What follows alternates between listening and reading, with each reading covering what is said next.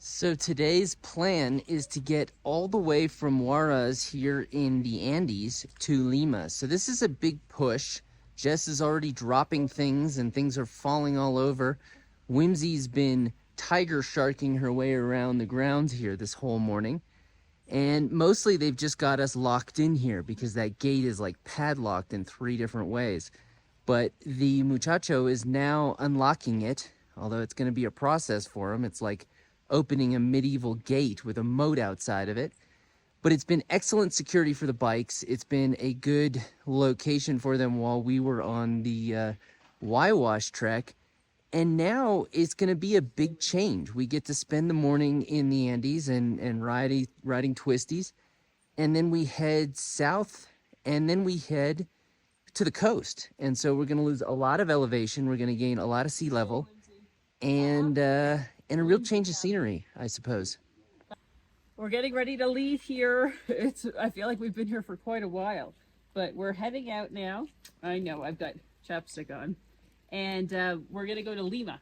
It's not going to be any warmer, it doesn't seem like, but it's going to be a nice long ride, at least 7 hours, Whimsy.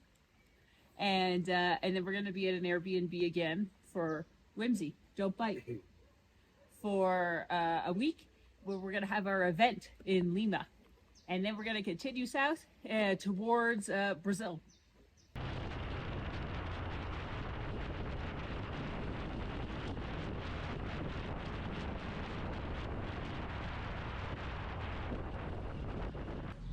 We have powered through a 2-hour and 55-minute stretch of riding, no stops, no breaks, and no problem.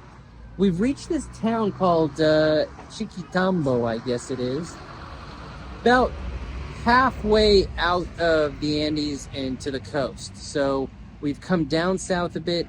We're going to the coast now, and then we have to continue down south to Lima. We actually have to cross most of Lima to get to where we're staying tonight.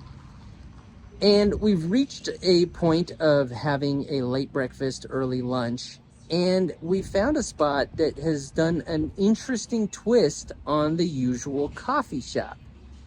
It's not a coffee shop, it's a coffee and shop. So I guess you could pick either or, and you could have your coffee and you could do some shopping.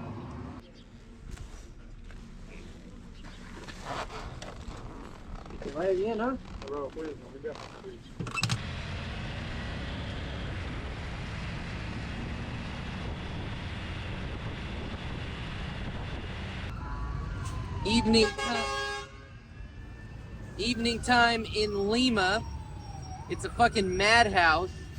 And it turns out that Whimsy has become a real country mouse. She's been a bit overactive and overexcited by all the noise and all the hoo-ha. And she's not new to this, but I guess after all of our preference for countryside and wild camping and quiet places, and then 8 days in Huaraz in sort of deep in the sticks, she got into Lima here and she's just been kind of a basket case, and it's been mostly manifesting itself as having trouble doing a number 1 and a number 2. All of these grass areas have loads of dog smells, and she just cannot get comfortable, and she's carrying around her turds and not depositing them. This has to be solved. What, did they spit at her? It's nipped. It nipped at what, though? It beaked her. Oh, it did? Yeah, it just beaked at her. Oh, yeah. This is your type of meat.